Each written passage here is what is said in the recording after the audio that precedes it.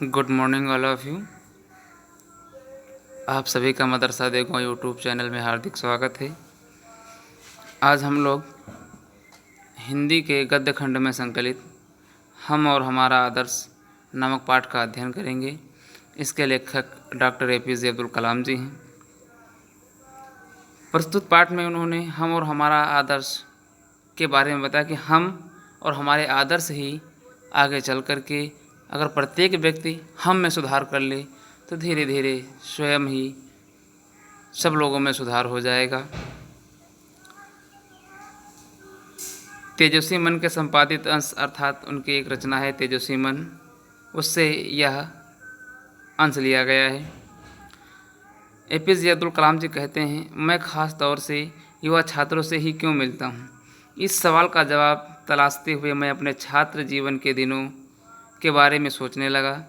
रामेश्वरम के द्वीप के बाहर निकलकर यह कितनी लंबी यात्रा रही। पीछे मुड़कर देखता हूँ तो विश्वास नहीं होता, आखिर वह क्या था जिसके कारण यह संभव हो सका। महत्वाकांक्षा। कई बातें मेरे दिमाग में आती हैं। मेरा ख्याल है कि सबसे महत्वपूर्ण बात यह रही है कि मैंने अपने योगदान के मुताबिक ही अपना मूल्य आंका। बुनियादी बात जो आपको समझनी चाहिए वह यह है कि आप जीवन की अच्छी चीज़ों को पाने का हक रखते हैं, उनका जो ईश्वर की दी हुई हैं। जब तक हमारे विद्यार्थियों और युवाओं को यह भरोसा नहीं होगा कि वह विकसित भारत के नागरिक बनने के योग्य हैं, तब तक वे जिम्मेदार और ज्ञानवान नागरिक भी कैसे बन सकेंगे। अर्थात जब तक हमें पूर्ण विश्वास नहीं हो जाता है कोई भी कार्य करने के लिए, अगर हम विश्वास मन लेकर के नहीं चलते हैं तो हमारा काम नहीं हो पाता। अगर हम विश्वास कर लें, तो संकल्प कर लें कि हमको ये काम करना है, और इस गद्यांश का आशय यही है कि अगर हम अपने आप में सुधार कर लें, अपने आप को दृढ़ इच्छित कर लें, तो हर असंभव कार्य संभव हो जाएंगे।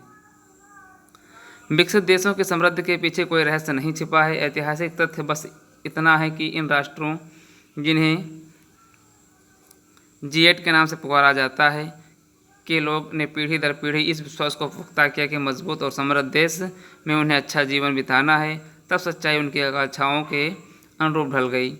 मैं यह नहीं मानता कि समृद्धि और अध्यात्म एक दूसरे के विरोधी हैं या भौतिक वस्तुओं की इच्छा रखना कोई गलत सोच है। उदाहरण के तौर पर मैं खुद न्यूनतम वस्तुओं का भोग करते हुए जीवन बिता रहा हूँ, लेकिन मैं सर्वत्र समृद्धि की कद्र करता हूँ, क्योंकि समृद्धि अपने साथ सुरक्षा तथा विश्वास लाती है जो अंततः हमारी आज़ादी को बनाए रखने में सहायक हैं।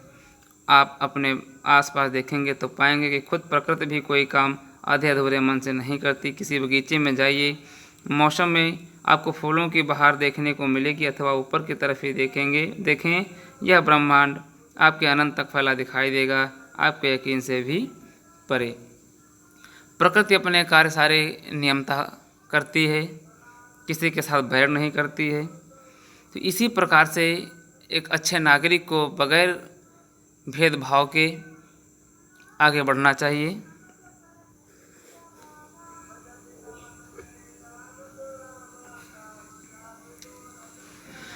जो कुछ भी हम इस संसार में देखते हैं वह ऊर्जा का ही स्वरूप है। जैसा कि महर्षि अरविंद ने कहा है कि हम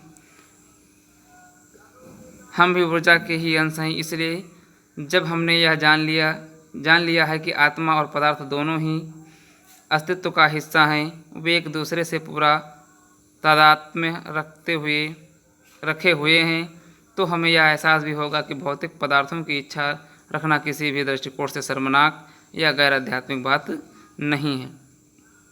इसके बावजूद अक्सर हमें यही विश्वास दिलाया जाता है न्यूनतम में गुजारा करने और जीवन बिताने में भी निश्चित रूप से कोई हर्ज नहीं है।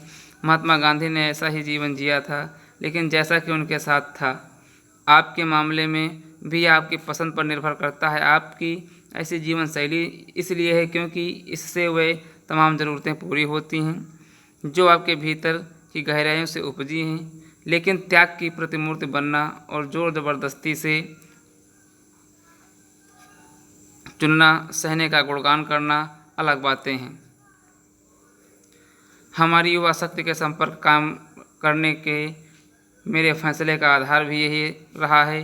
उनके सपनों को जानना और उन्हें बताना कि अच्छे भरे पूरे और सुख सुविधाओं से पूर्ण जीवन के सपने देखना तथा फिर उस स्वर्णिम युग के लिए काम करना सही है। आप जो कुछ भी करें वह आपके हृदय से किया गया हो, अपनी आत्मा से अभिव्यक्ति दें और इस तरह आप अपने आसपास प्यार तथा खुशियों का प्रसार कर सकेंगे।